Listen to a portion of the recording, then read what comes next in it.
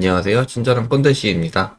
오늘은 공간을 만들고 실무적인 팁을 드린다라기보다 좀 재미있는 시간을 가져볼까 해요.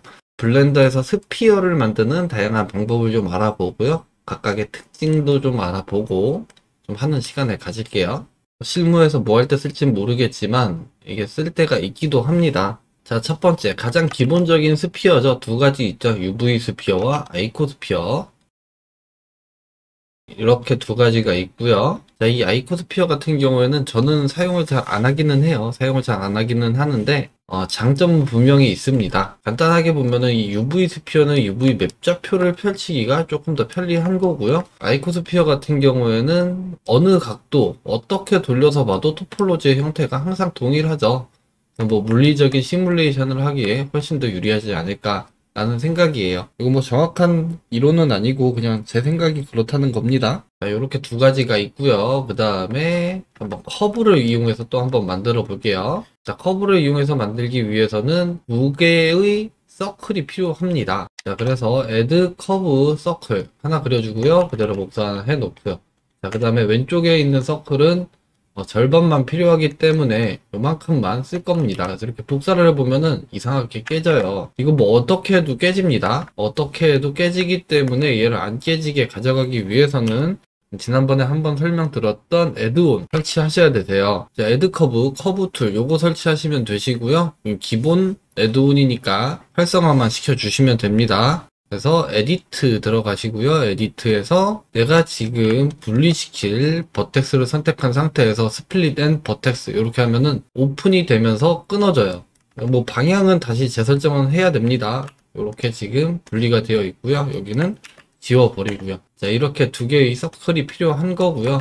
자, 온전한 서클을 클릭한 상태에서 자, 오브젝트 데이터 프로퍼티스의 지오메트리 오브젝트 배배를 해주면 됩니다. 클릭을 하게 되면은 자, 이렇게 모양이 이상하죠. 모양이 이상한 이유는 원점의 문제인 거죠. 그래서 원점을 일단 이동을 시켜야겠죠.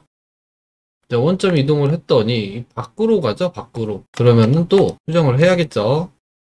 자, 180도 회전을 했고요. 원점은 다시 이동시켜야겠네요. 자, 이렇게 했더니 스피어가 만들어졌죠. 자, 이렇게 스피어를 만들고 보면은 끝에가 볼록 튀어나옵니다. 버텍스가 머지가 되지 않아서 그런 거고요. 모디파이어에 웰드 모디파이어 적용해주면 돼요. 자, 이렇게 해서 하나를 만들었는데, 자, 첫 번째 만든 오브젝트 같은 경우에는 여기에서 내가 추가적으로 세그먼트 수정을 해야 된다. 그러면은 सब디비전 서페이스를 하는 것 이외에는 방법이 없겠죠. 자, 근데 왼쪽에 있는 스피어 같은 경우에는 커브가 그대로 남아있는 상태이기 때문에 여기에서 리솔루션 값을 조정함으로써 단면으로 사용된 커브도 리솔루션 값을 이렇게 조정해 줄 수가 있는 거죠. 이렇게 해서 좀 더 단순하게 혹은 좀 더 복잡하게 만들 수가 있다. 이런 장점이 생기는 거죠. 자, 그 다음으로는 큐브를 가지고 한번 만들어 볼게요. 자, 이 큐브를 가지고 스피어를 만든다 라고 하면은 그냥 सब디비전 서페이스 충분히 주면 되겠죠. 모디파이어에 그냥 들어간 겁니다. 이렇게 주면 되는데 얘가 완전한 원형이 아니에요. 보면은 그냥 봐도 약간 좀 찌그러져 있죠. 왜냐면은 시작이 그냥 큐브였기 때문에 이런 거고요. 이 सब디비전 서페이스를 주는 것 같은 경우에는 정확하게 이야기하자면은 구의 형태로 만들기 위해서 줬다라기보다 세그먼트를 충분히 만들어 주기 위해서 준 거고요. 자, 이렇게 준 상태에서 캐스트 모디파이어를 적용하게 되면은 기본적으로 쉐입이 스피어를 따라가게 되어 있고요. 그래도 지금 원형이 아닌 것 같아요. 약간은 튀어나와 있는데 이유는 여기에 있는 팩터 값이 0.5기 때문에 그래요. 얘를 1로 바꿔주게 되면은 9의 형태로 나오게 되는 겁니다. 자, 그래서 처음 만들어졌을 때 여기에 있는 सब디비전 서페이스를 그냥 심플로 이렇게 만들어줘도 9의 형태가 돼요.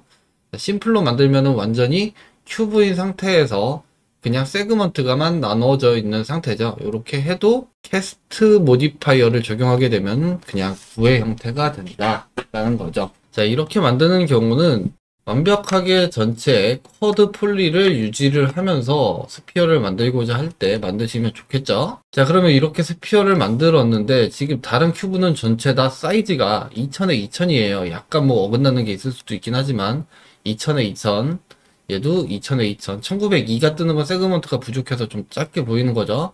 자, 얘도 2000에 2000 이렇게 다 동일하게 나오는데 얘는 그럼 어떻게 2000을 맞추느냐?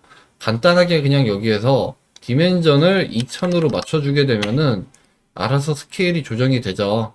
그리고 이렇게 한 상태에서 어플라이 스케일 해주면 되는 겁니다. 자, 그 다음에 마지막으로는 평면을 이용해서 한번 스피어를 만들어 볼게요. 이게 뭐 예전에 제가 맥스를 사용할 때 알았던 건데 요거 잘 사용하면 모델링 할 때 조금 도움이 돼요. 자, 일단은 가로 세로 1대2 비율의 플레인이 하나 필요하고요. 그리고 오리진 일단 가운데로 이동을 시켜 놓은 상태에서 진행을 하면 됩니다. 자, 일단 정면에서 바라볼 때 올바르게 나타날 수 있게끔 객체를 좀 회전을 해주고요.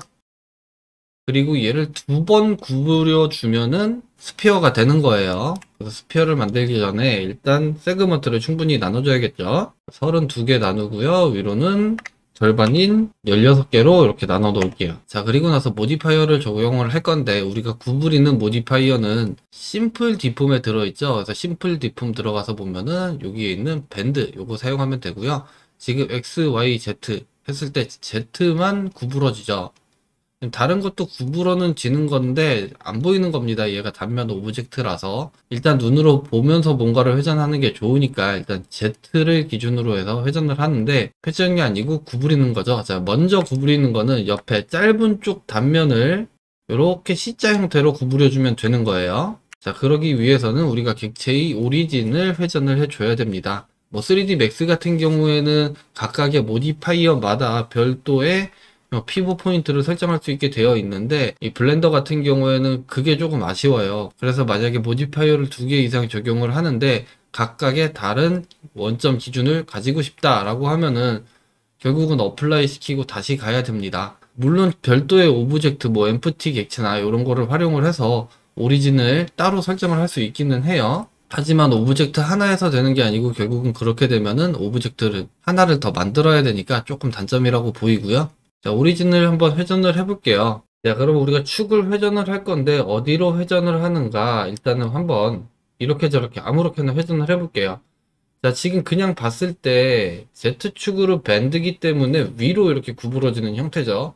그러면 우리가 최종적으로 만들어질 형태는 앞으로 구부러지는 형태가 될 거니까 그러면은 이 Z가 옆에서 꽂히는 형태가 되면 되겠죠.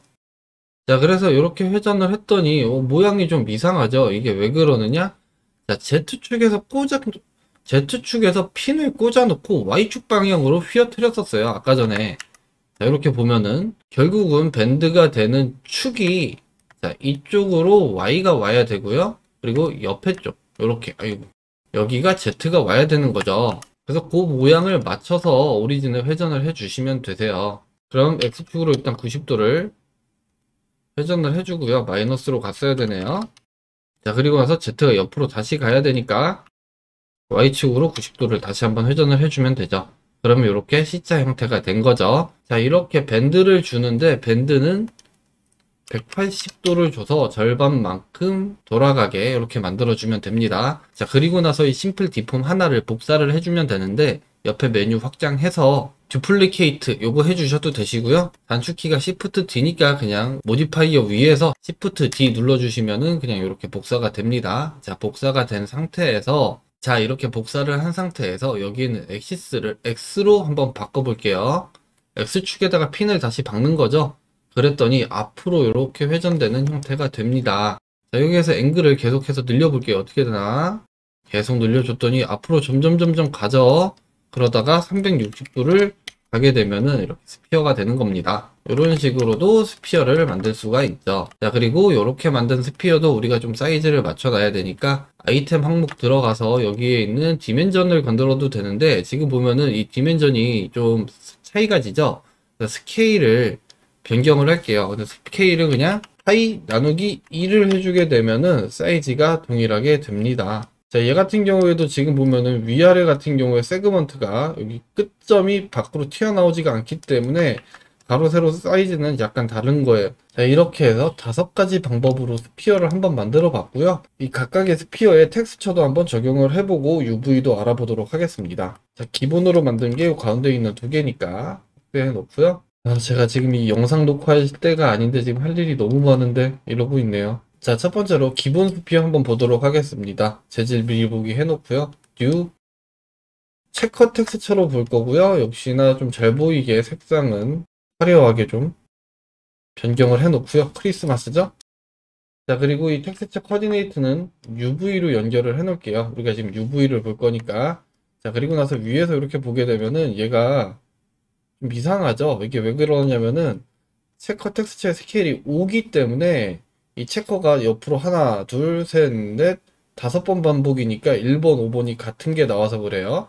예를 들어서 8 정도로 일단 올려놓고 보도록 하겠습니다. 자, 기본적으로 UV는 이렇게 나오죠. 여기다가 UV 에디터를 하나 띄울게요. 자, 스피어는 기본적으로 UV가 이런 식으로 형성이 되고요. 이렇게 깨끗하게 펴진 상태로 만들어지면서 이 끝에는 삼각형으로 이렇게 모이는 상태로 이렇게 만들어지는 거죠. 얘는 이렇게 만들어지고요. 두 번째, 아이코스피어도 한번 볼게요. 동일한 재질을 적용을 하고요. 봤더니 뭐가 이상하죠? 좀 많이 찢어지죠? 자, 이 아이코스피어의 UV를 보면은 아이코스피어의 UV는 기본적으로 이런 형태로 만들어지게 되어 있어요. 그래서 텍스처 작업을 하기가 좀 상당히 번거롭겠죠? 이런 거 같은 경우에는. 저 같은 경우에는 뭐 물리 시뮬레이션이나 이런 것들보다는 단순히 그냥 고정되어 있는 객체에 대한 모델링이 훨씬 더 많기 때문에 아이코스피어를 잘 사용하지 않는 거고요. 이제 아이코스피어는 그냥 버리도록 하겠습니다. 자, 그 다음 커브로 만든 건데, 이 커브로 만든 거는 UV를 펼 수가 없습니다. 기본적으로 스플라인에 UV 그냥 하나만 가지고 있는 거고요. 그래서 얘를 이렇게 연결을 해서 보면은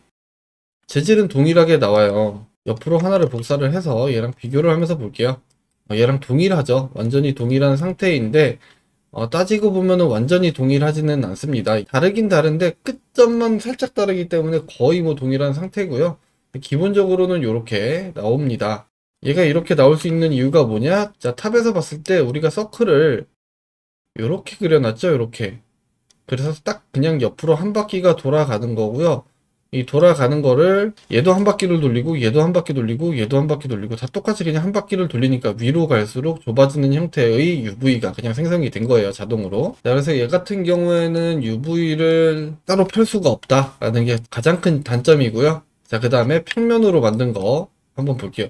자, 평면으로 만든 거는 만든 상태에서 그냥 UV가 애초에 이렇게 만들어져 있으니까 건들지 않았기 때문에 이 끝점이 삼각형이 아니고 사각형으로 만들어져 있는 상태로 이렇게 되는 거예요.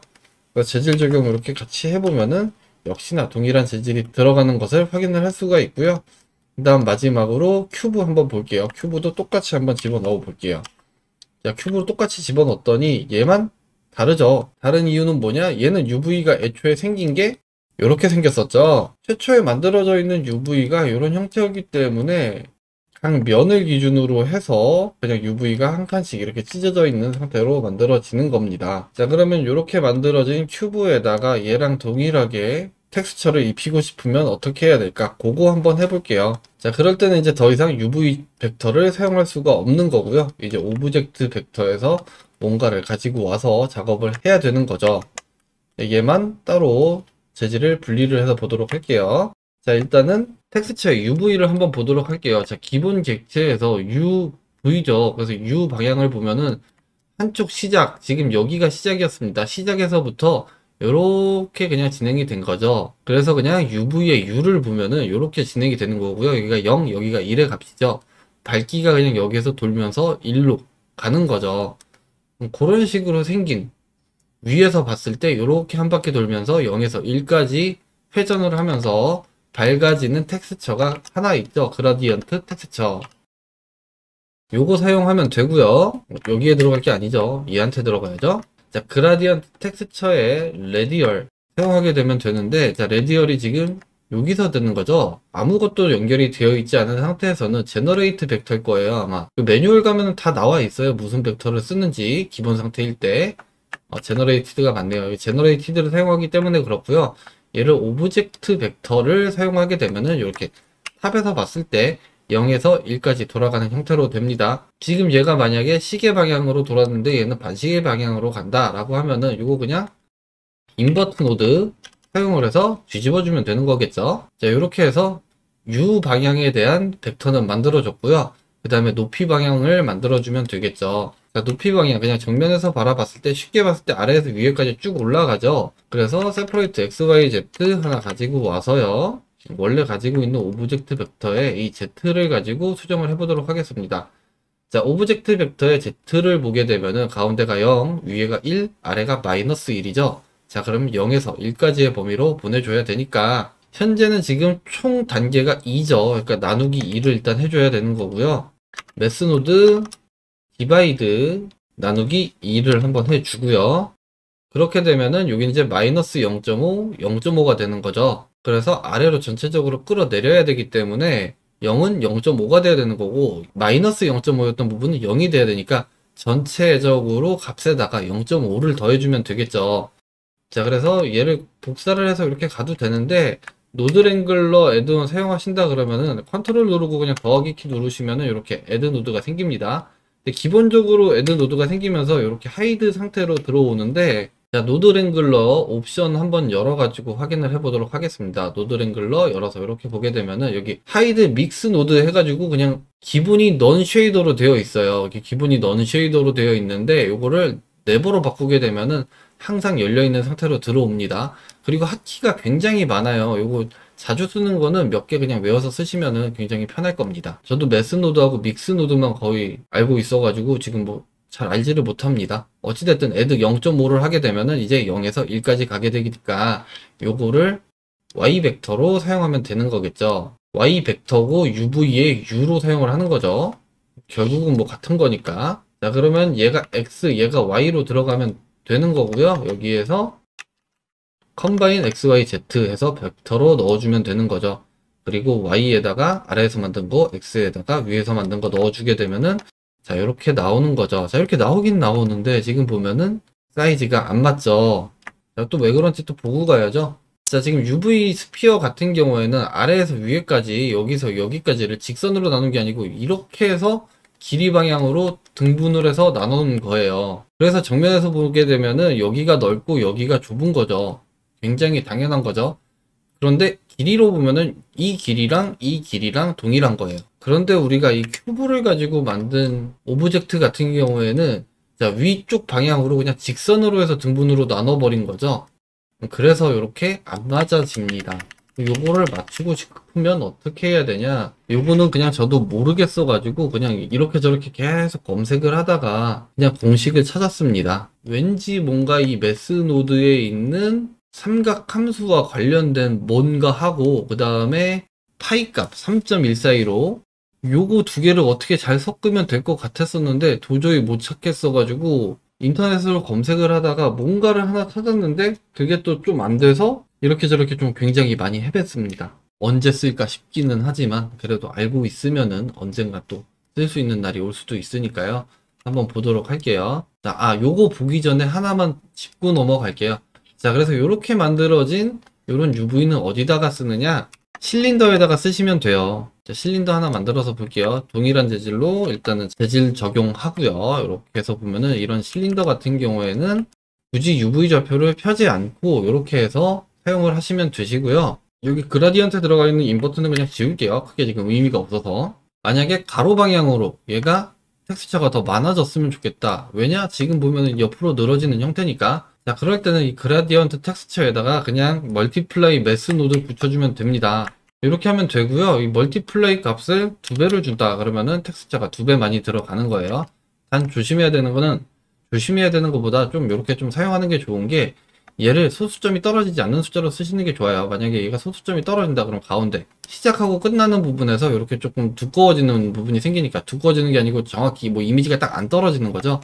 그렇기 때문에 가능하면은 얘를 딱 떨어지는 숫자로 사용해 주시는 게 좋다라는 겁니다. 높이 방향도 마찬가지겠죠. 여기다가 그냥 멀티플라이 이렇게 똑같이 붙여주면은 얘를 움직여서 텍스처의 크기를 조정할 수 있는 거예요. 그래서 이렇게 만들어진 노드는 실린더용 노드다 생각하시면 되시고요. 이 큐브로 만든 스피어 한번 해보도록 할게요. 자, 일단은 이 높이 방향 직선으로 되어 있는 걸 곡선으로 돌려야 되는 거니까 수학을 좀 하면 좋은데 아우 수학 너무 어렵습니다. 너무 어려운데 텍스처 만들려고 그러면 수학을 좀 할 줄 알아야겠더라고요.